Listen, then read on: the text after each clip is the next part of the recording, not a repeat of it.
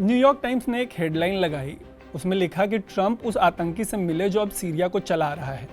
जिस आतंकी से ट्रंप मिले उसका नाम हुसैन अल शरा है। इसके लिए रॉयटर्स ने अपनी एक रिपोर्ट में लिखा कि अहमद हुसैन अल शरा पहले अल कायदा का आतंकी हुआ करता था, अब सीरिया का प्रेसिडेंट बना बैठा है और यूएस प्रेसिडेंट ट्रंप से मिल रहा है। न्यूयॉर्क टाइम्स और रॉयटर्स पहले इसको टेररिस्ट लिखा करते थे। बीबीसी की 21 दिसंबर 2024 की एक हेडलाइन के मुताबिक यूएस ने इसके सिर पे $10 बिलियन का इनाम रखा था।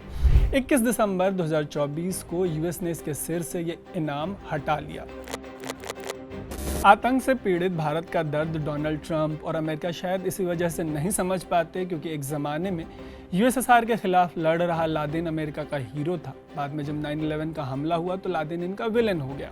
जिस पाकिस्तान के एबटाबाद में लादेन मिला था, उसी आतंकी पाकिस्तान और भारत में ट्रंप कोई अंतर नहीं देख पा रहे। देखेंगे कैसे जिस शरह को वो गले लगा रहे हैं, अल कायदा के उस आतंकी के हमलों के निशाने पर खुद अमेरिका भी रहा है। इसी वजह से अमेरिका को उसके सिर पे $10 मिलियन का इनाम रखना पड़ा था। लेकिन मिडिल ईस्ट में अपने दौरे पर निकले ट्रंप जब शरह से मिले तो उन्होंने कहा कि वो एक यंग और अट्रैक्टिव बंदा है, उसका पास बहुत स्ट्रॉन्ग है ट्रंप के मुताबिक, और वो सीरिया को बहुत अच्छे से संभाल सकता है। ट्रंप ये सब अल कायदा के उस आतंकवादी के लिए कह रहे हैं जिसके आने के बाद सीरिया में धर्म आधारित खून खराबा हुआ। बावजूद इसके ट्रंप ने शरह के सीरिया से सारे बैन्स हटा लिए अमेरिका के। सीरिया पर अमेरिका ने ये सैंक्शंस पिछले 25 सालों से लगा रखे थे।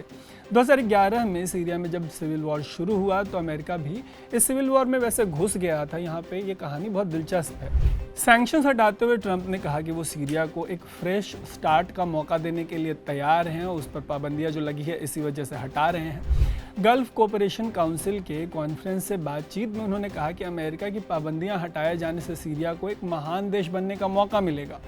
अमेरिकी पाबंदियों ने सीरिया को अपाहिज कर दिया था, ये कहना है ट्रंप का। सीरियन सिविल वॉर में अमेरिका लगभग हर किसी से लड़ा, लगभग हर किसी से।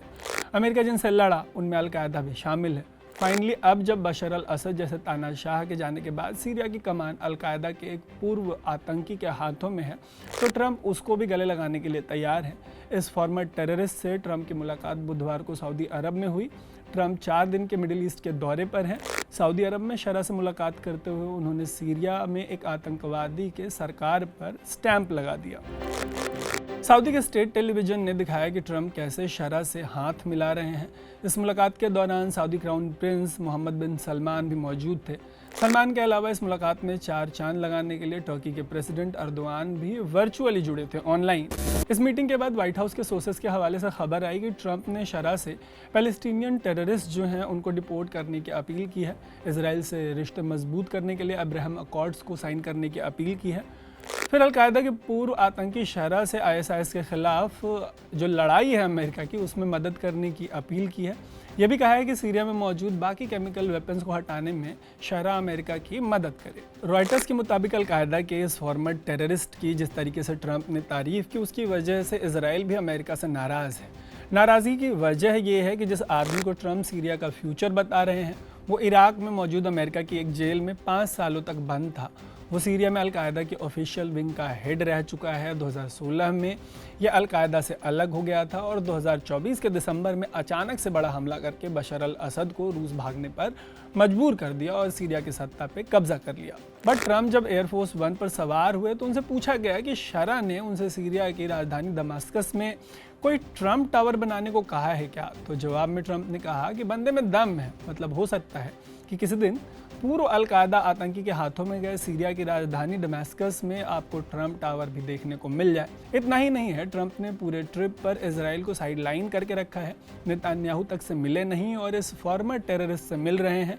इसे लेकर इजराइल की नाराजगी की लगातार रिपोर्ट्स आ रही हैं। इजराइल की नाराजगी पर ट्रंप का कहना है कि दौरे पे वो जो कुछ कर रहे हैं इस 4 दिन के दौरे पे, उससे इजराइल को फ़ायदा होगा क्योंकि UAE, बहरीन और मोरक्को की तरह ट्रंप ने सीरिया को भी इजराइल से रिश्ते बेहतर करने को कहा है।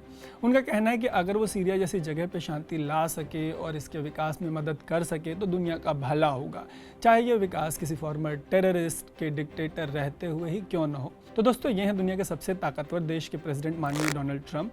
ये जो भी कर रहे हैं उस पर आपकी जो भी राय होगी वो कमेंट बॉक्स में ज़रूर बताइएगा। बाकी ऐसी ही स्टोरीज़ के लिए स्विच को फेसबुक, यूट्यूब और इंस्टाग्राम पे फॉलो और सब्सक्राइब ज़रूर कर लीजिएगा। देखते रहिएगा स्विच। मेरा नाम है तरुण।